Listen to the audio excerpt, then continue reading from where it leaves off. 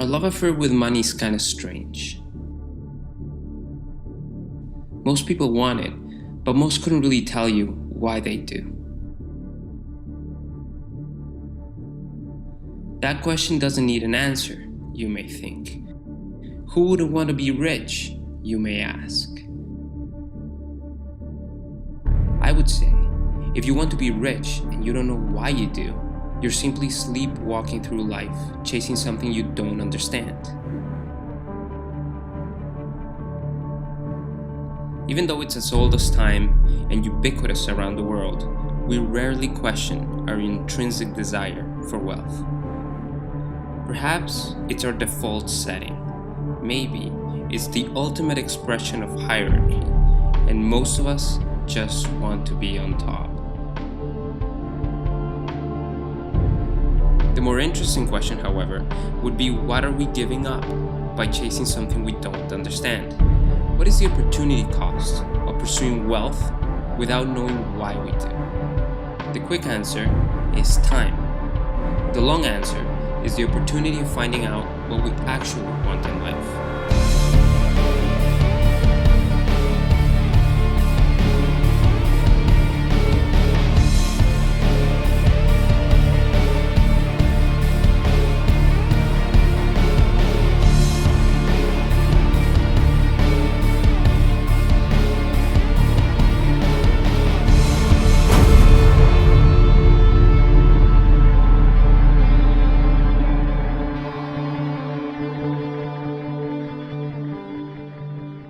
In the next 5 minutes or so, I want to get you to question your relationship with money. I want you to discover what's possible if you ask yourself the right questions instead of settling for the default answers you have always been given. At worst, you have spent a few minutes of your life watching another YouTube video. At best, you may find a new perspective in one of the oldest struggles of humankind, the pursuit of wealth. Abre los ojos. Open your eyes. Open your eyes. If you're like most modern humans, you were taught to care about winning. Whether it is by having the best grades, being the best athlete, or dating the most beautiful girl, we have always wanted to be on top. Even if your parents never taught you that winning is the be-all and end-all, and even if you think you never cared about success when you were in school, everything around you was designed to sell you this message. Society rewards results and achievements, especially in the most popular activities, and that is the key distinction. Competition is incentivized over imagination. Who gets the recognition? Not the kid that did something out of the ordinary, but the kid that was outstanding at the most ordinary. When we become adults, what is the most ordinary of all competitions? What is the game that everybody's playing? Of course, the pursuit of wealth. If when you're a kid you want to have the best grades in your class, when you grow up, you want to have the most money. See, we're a product of our incentives. If our incentives are to win, that reality is exactly what will define us. It will become part of our identity. It will be the measure of our worth, and we'll ignore our individuality as a result.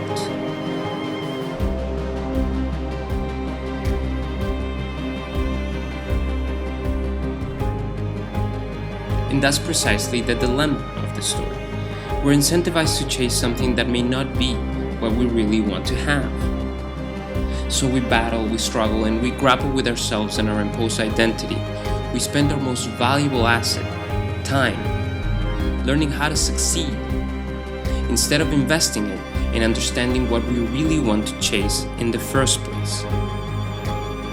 If we don't discover what we really want and set our own goals, make no mistake, they will be chosen for us through imposition, persuasion, or necessity, and we'll end up wasting our lives going after someone else's dreams.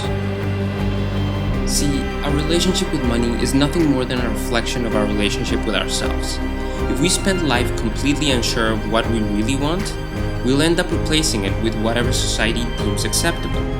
we'll chase wealth for the sake of vanity and not because it serves a particular role in our pursuit of a higher purpose.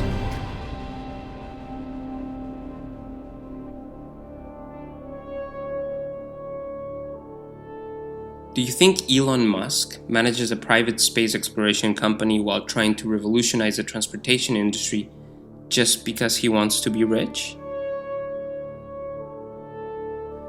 Money is just a means to an end for him, or maybe just a byproduct of his success, but never the ultimate goal. What about you? Why do you do whatever it is that you do every day?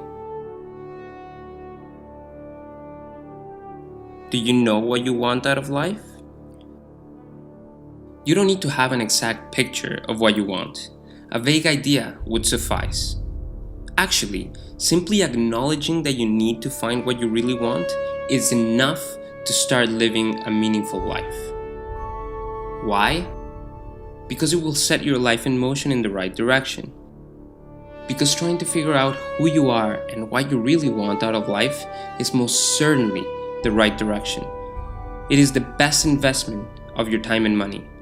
Without trying to answer these questions, you will ignore your uniqueness and your individuality, and your decisions will reflect your insecurity.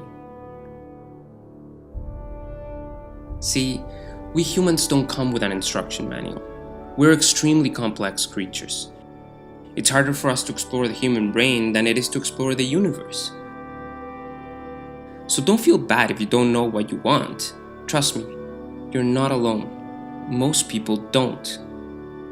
Most people were never taught to listen to themselves and explore their imagination with curiosity.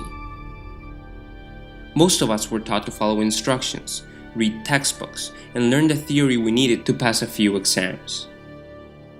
You can't blame yourself for not knowing what you want.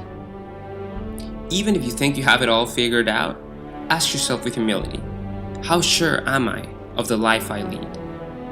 I presume that if you dig deep enough, you'll find that you still have many questions left unanswered. And that's fine. That's actually what life is all about. The process, not the answers. The journey, not the destination. You'll never really have all the answers. In fact, as soon as you think you got what you wanted, you'll be longing for something else. So embark on the journey of finding who you are and what you want with the modesty of accepting you'll never figure it out completely. What I've learned by doing so is that to truly enjoy the process of being alive, we must set our goals not to obsess over getting results, but to have something to chase while we cherish every little thing we find along the way. I discovered that we must be humble enough to understand that the key is not to look for answers, but to find out where the right questions will take us. I presume that in doing so, you will realize that money matters a lot less than you think it does.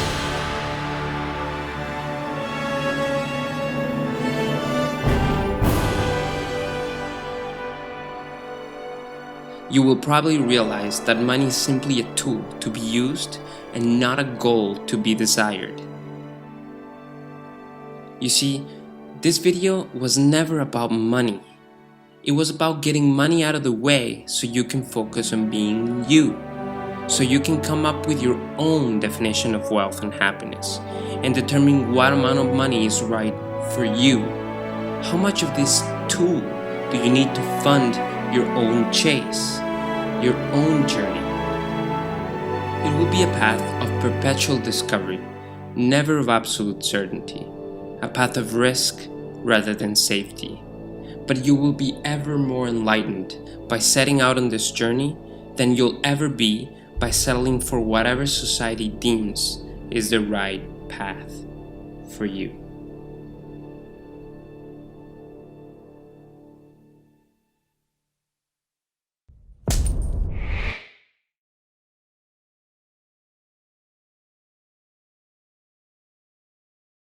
Hey guys, thanks for sticking around to the end of the video. If you're wondering what this is all about, we are Disruptive Consensus. We're a blog in English y en español where we talk about a new way to see the future. We discuss bold, innovative, and disruptive ideas with an optimistic point of view about the future. Right now, we're doing a series on redefining your relationship with money, time, and consumption. The video that you just saw is part of that series. The idea is to tackle these subjects from a philosophical point of view. We believe that in order to really redefine your relationship with money, time, and consumption, you need to change your mindset. It's not all about following tips and tricks and strategies. So this is what we're going to be doing for the next few months. We're going to be producing content on a regular basis, hopefully about 2 to 3 videos every month, discussing several topics that are related to the issues of money, time, and consumption. So if you enjoyed this content, do consider subscribing and hitting the like button and all that. It really does help, and we really do appreciate you investing your time in watching this. So thank you very much for sticking around to the end, and yeah, see you next time.